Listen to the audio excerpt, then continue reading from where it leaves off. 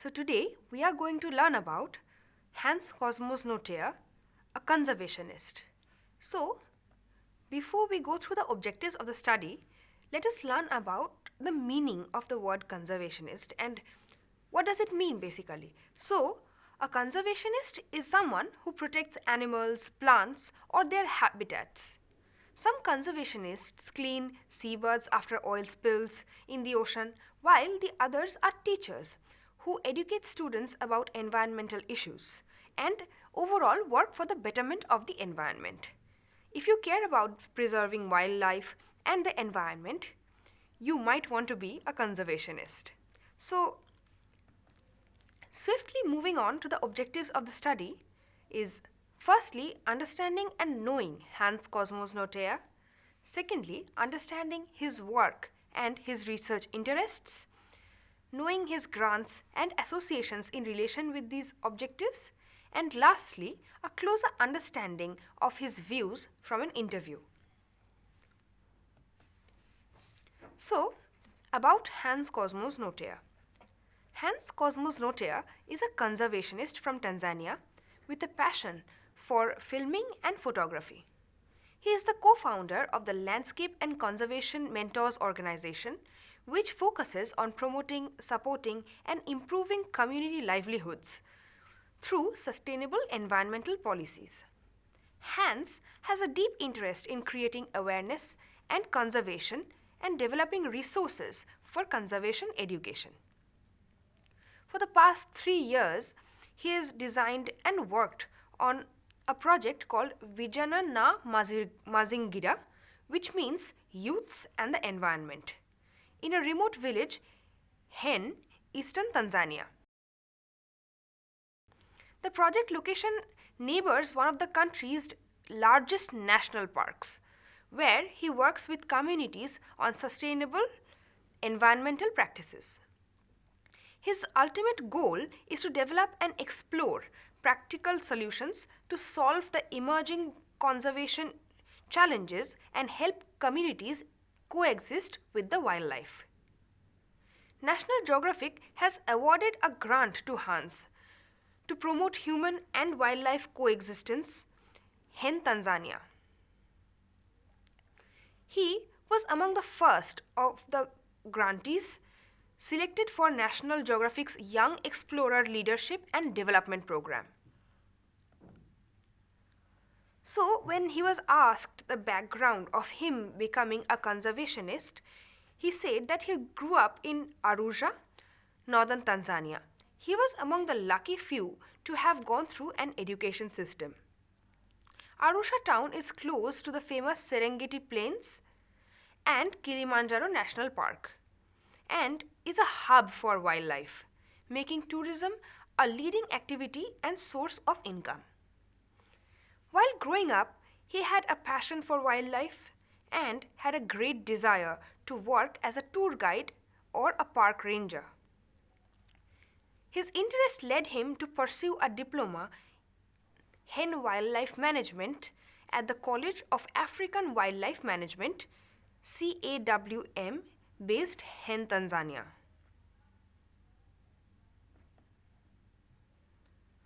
His journey to be a conservationist. During his education, he realized that there are more opportunities for him to pursue than just being a tour guide or a ranger in the field of conservation. Over time, he developed a passion to educate others about conservation. He felt the need for people to understand that it is the responsibility of every human being to conserve. He feels that conservation has largely been left for park rangers, researchers, and tour guides, but he believed that it was a collective responsibility for all human beings to be a part of conservation. Therefore, he has been the brand ambassador for sustainable use of natural resources for the benefit of all.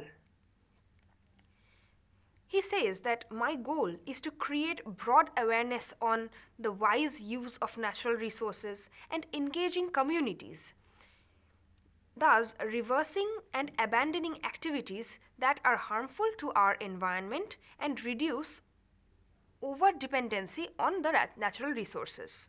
This whole idea of involving everybody in the part of conservation was cemented after meeting Professor Tim Caro and Professor Monique Bogerhoff Mulder from the University of California. In their attempts to combine research and conservation activities, they have mentored Hans through the establishment and expansion of a youth conservation and education program in the western Tanzania. He felt that he learned innumerable lessons working as a part of the team of scientists, conservationists, and localized specialists whose on the ground grassroots activities sow the seeds for broader environmental understanding, changed behavior, and ultimately leading to the change of policies that govern these matters. In an interview, when Hans was asked mainly about his work, he said that my project aims to raise environment conservation awareness and help the youth identify the sustainable economic activities in the villages that will improve the overall well-being.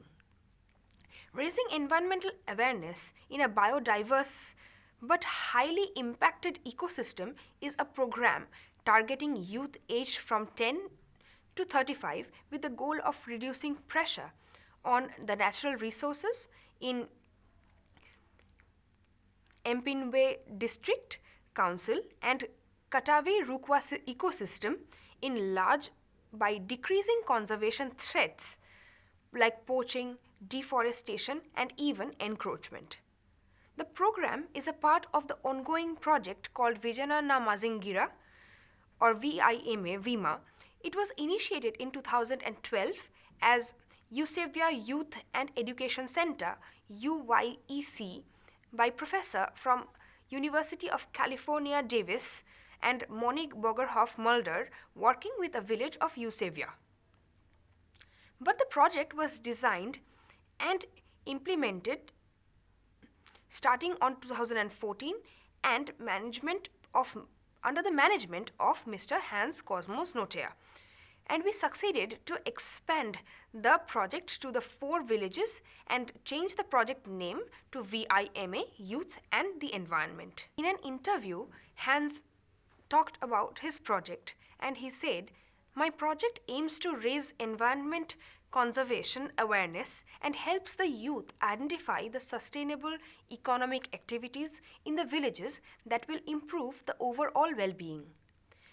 Raising environmental awareness in a biodiverse but highly impacted ecosystem is a program targeting youth from 10 to 35 years of age with the goal of reducing pressure on the natural resources in Mpimbe District Council and Katavi Rukwa ecosystem in large by decreasing conservation threats such as poaching, deforestation, and encroachment.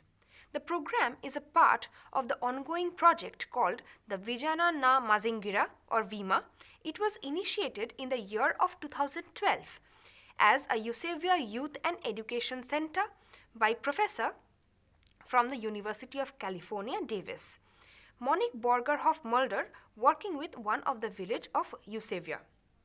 But the project was designed and implemented starting on 2014 under the management of Mr. Hans Cosmas Ngoteya, and he says that we succeeded to expand the project to other 4 villages and change the project name to Vijana na Mazingira VIMA, Youth and the Environment.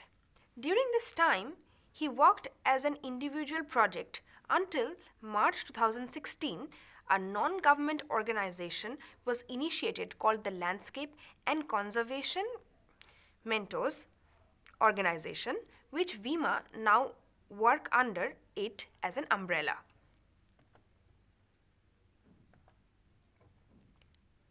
Hans also mentions that during this time, they succeeded to conduct different conservation education and livelihood improvement program to the youth. It became very clear to them that despite the abundance of the top-down environmental projects proliferating in Tanzania, the funds directed towards wildlife management areas, and the energetic initiatives towards RED, that is reduction emissions, deforestation and degradation, actual developments on the ground were often negligible. In part, this can be attributed to the fact that rarely are these projects represented at a village level or managed by the Tanzanian citizens. He says that we are instead emphasizing leadership and community action in natural resource conservation at a local level. He was networked to the University of California at Davis for consultation and technical advice. He was a research associate at UC Davis, and they train and hire local individual youth from the villages to assist in a running project. This ensures the project sustainability beyond the project's lifetime. Community action is central to every one of their activities, with initially reluctant youth now taking active leadership roles in education, communication, and organization.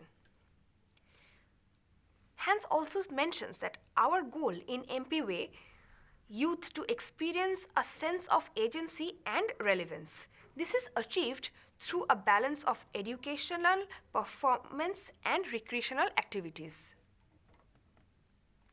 So now that we have learned about Hans a lot, it's time for a quiz.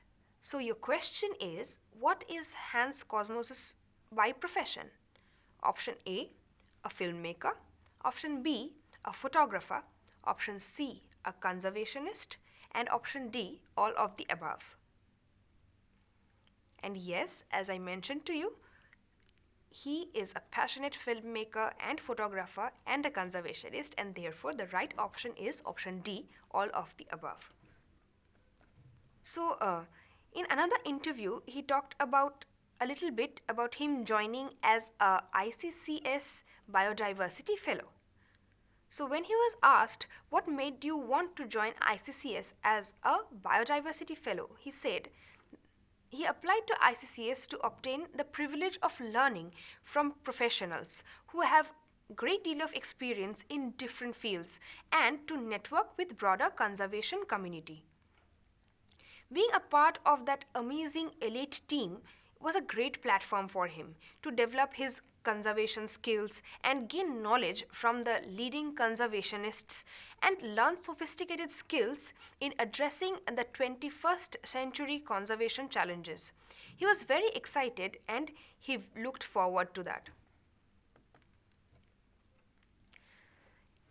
Another question that was asked to him was, is there a specific project you will be working on while you are with ICCS? Can you tell us a little bit about it? So he replied that yes, I will learn how to produce a research instrument that measures the success of my program. The project I am coordinating, that is VIMA, is setting up in new villages, and he wishes to administer a baseline survey to collect data on the knowledge, attitudes, and practices within the new villages, which he will then compare to a repeat survey after 2 years. In this way, he would understand the progress of his work, and thus he can monitor it properly. In fact, he said that he will learn in particular about the social network theory in Oxford to trace the incentives and how environmental ideas spread through a community with ultimate goal of determining how best to target interventions can be devised. Now we will learn a little bit about research interests he had. The human dimensions of conservation must go hand in hand with development of environmental policies. Failure to do so, as it has been in the past, leads to fatal failure of many conservation efforts. Therefore, he was interested in studying how best we can improve conservation efforts, interventions, and environmental policies by meeting day-to-day needs of communities living adjacent to the natural resource hotspots. He also learned that as a result of observing varying trends while dealing with youth in his project, While activities were designed to appeal individuals of a wide range of 10 to 21 to 22 to 35 years and included seminars, environmental classes, conservation films, sports, and national park activities, he began to notice that while attendance in the younger age brackets were growing, the number of youth aging from 22 to 35 decreased over time. After making this observation, he teamed up with his colleagues and they held interviews with them to investigate why this change had occurred. He found out that many had responsibilities at a household level, as we all know, and the time they spent in the project activities reduced the time they spent in conducting activities that can generate some income to support their household lives. So they resolved this to change their approach by the youth aging from 22 to 35 by introducing sustainable income generating subjects and projects. So, if they assist you in identifying the different economic opportunities in their villages and they are supported by educating and financing them to the start, the activities that are ecologically sustainable, the whole conflict between having their duty in a household and having a duty in conservation, the interface can be made to come together. This had gradually increased the number of participating youths in the programs and conservation activities, and thus he says, I learned from my mentors that this is called adaptive management. And thus his research interests are now moving towards learning how to monitor much more precisely the effects of the environmental education interventions on the youth. Not only how much the different age categories enjoy the activities, but they also learn and disseminate the new knowledge they have found about the environment through the broader community. Now we will learn about his associations and grants in the context of conservation. Landscape and Conservation Mentors Organization.